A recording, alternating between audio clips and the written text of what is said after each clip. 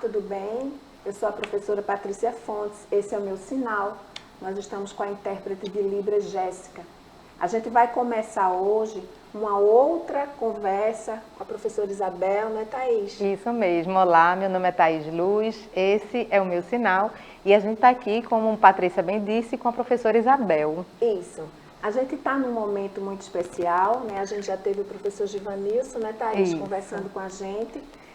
Dentro dessa temática que a gente resolveu trazer nesse último ano, nesse último mês, na verdade, né, das nossas conversas, das nossas reflexões, pensando nessa escola inclusiva, nesse trabalho inclusivo, né, que contempla todos os estudantes. E aí a gente pensou em trazer os aspectos importantes para a construção de uma aula digital inclusiva. Só que a professora Isabel, ela vai falar para a gente como que ela estrutura, como que se estrutura esse trabalho para os estudantes do Ensino Fundamental 2, né, professora Isabel? Pois é, né? Como eu fui apresentada, eu sou a professora Isabel Borges, esse é o meu sinal. E na questão da construção dessa estrutura, né? Tentando, buscando, oportunizando, né? Esses alunos com deficiência, mas esse olhar ele é abrangente a todos os alunos.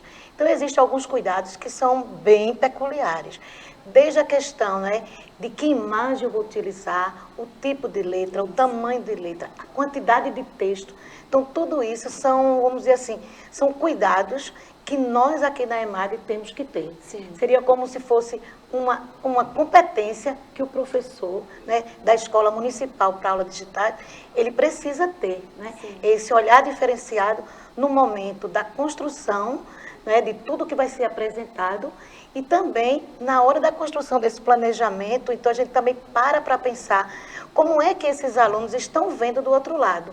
Então é importante essa construção, sim, de trabalhar esses conceitos, de apresentar, né, as questões que são específicas de cada disciplina, no que diz respeito à imagem, a vídeo, mas é importante também a gente saber que todos que estão do outro lado, né, alunos, convidados, familiares, precisam estar inclusos nesse processo de aprendizagem, né? Isso. A gente vem falando muito, né, Thaís, sobre a importância do trabalho adaptado, adequado, que se configura na sala de recursos multifuncionais. Afinal de contas, a gente está falando para você que é e a gente fala para o professor da sala regular. Mas a gente queria chamar a atenção também, nesse sentido, para esse trabalho que acontece lá na sala, né, com esse estudante que já está num nível de aquisição de conhecimento formal, diferenciado. A gente não está falando mais do estudante da educação infantil. Isso. Não é, Thaís? Isso. E aí a gente pensa nesses recursos, Isabel, como uma forma desse estudante ser contemplado, ser percebido na sua necessidade, na sua possibilidade, mas que ele também tenha a oportunidade de se apropriar do conhecimento, né? Pois é, e nessa questão, né, que a gente tem assim um cuidado diferenciado, é no que diz respeito a que essa construção de conhecimento realmente aconteça, independente, né, quem é esse aluno. Então, dentro dos nossos objetivos, estamos sempre traçando metas para que possa atingir a todos. Sabemos que durante a aula existe essa questão da oscilação, que alguns vão ter, né, vamos dizer assim, maior facilidade, mas estamos atentos àqueles que precisam de um apoio. E aí, nesses recursos visuais, e muitas vezes na questão prática, do que a gente apresenta em mesa, do que a gente apresenta no momento, que são instrumentos que vão ajudar, vão ajudar não só, né, na construção do conhecimento, mas nessa questão de incluir, de atrair, né? É a questão aí desse nosso aluno atento àquilo que a gente está apresentando. Então, são cuidados que são, vamos dizer assim, vivenciados a cada aula aqui na EMAD, né? Na Escola Municipal para Aulas Digitais.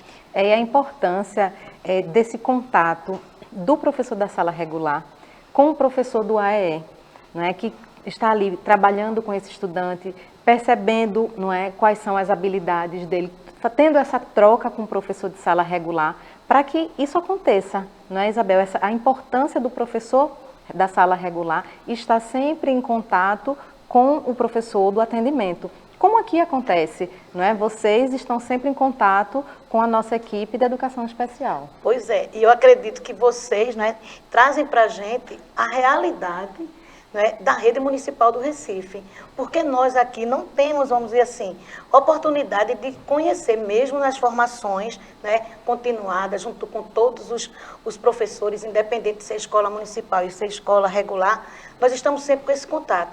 Mas eu acredito que são vocês, né, que trazem para a gente essa, vamos dizer assim, esse olhar diferenciado. Sim. À medida que vocês têm contato com a equipe das escolas, de um modo geral, vocês trazem para a gente realmente qual é a realidade, que cenário está sendo apresentado lá na escola regular, para que a gente possa aqui, de fato, oportunizar através dos diversos recursos que estamos sempre utilizando em aula. Isso. Quando a gente faz o trabalho na sala de recursos multifuncionais e que a gente tem essa interação que a Thaís falou, né, importante, indispensável com o professor da sala regular, a gente fica preocupado em operacionalizar, né, Thaís? Isso. Como que a gente vai fazer? Quais os recursos que vão ser possíveis para que a gente construa estratégias? E aí Isabel falou uma coisa muito importante, interessante, que é o material concreto. Não é? Na sala de recursos a gente trabalha muito, né, Thaís, com material concreto, porque a gente sai dessa condição de abstração para a gente generalizar, levar para a vida. Né? E a gente entende que a aprendizagem, assim, a partir da experiência, ela se configura muito mais fácil. Então, na sua vivência, Isabel, como que essa estrutura, essa ligação, essa vinculação com o material concreto acontece? Eu acho que isso é de tamanha importância, né? Independente de quem é que está do outro lado, se é o meu aluno, se é o meu colega professor, se é a família, né? Que isso aproxima, porque os materiais que nós costumamos usar são coisas do cotidiano. Então, a gente estreita realmente essa distância no que diz respeito a conceitos, né? A características muito ligadas, muito específicas de cada área. Então, o nosso objetivo com material concreto é trazer o máximo, né, que seja da realidade do nosso aluno da rede municipal do Recife. Então, é um olhar, né? E eu acredito também que na questão, né, quando a gente prepara qualquer slide, qualquer apresentação visual, a parte de texto e a parte de imagem, elas se complementam. Então, é na hora que aquele que tem a capacidade, que tem a habilidade, né, de perceber, que tem também condições, né, de perceber, o texto complementa, a equipe de Libras da nossa escola também complementa, né, é uma parceria muito importante. A gente diz que a nossa aula só acontece porque tem tudo isso, né? E aqui a gente vem também agradecer, né, a disponibilidade, a questão aí de toda essa equipe de Libras da nossa escola, como eles se esforçam e como eles falam conosco nos bastidores, para que a gente já passe antes da aula alguma dica do que a gente vai fazer. Então, existe realmente essa parceria. Então, a construção de uma aula é uma parceria de muitos profissionais, de muitas pessoas que estão aqui, com esse cuidado especial, com esse olhar diferenciado para todos, né? Todos os alunos e todas as pessoas que estão aí do outro lado nos vendo. Não é diferente, não é, da escola, né, do chão da escola com o estudante. A nossa escola, a única diferença é a não presença física desse estudante, mas que a aula ela se constrói a muitas mãos.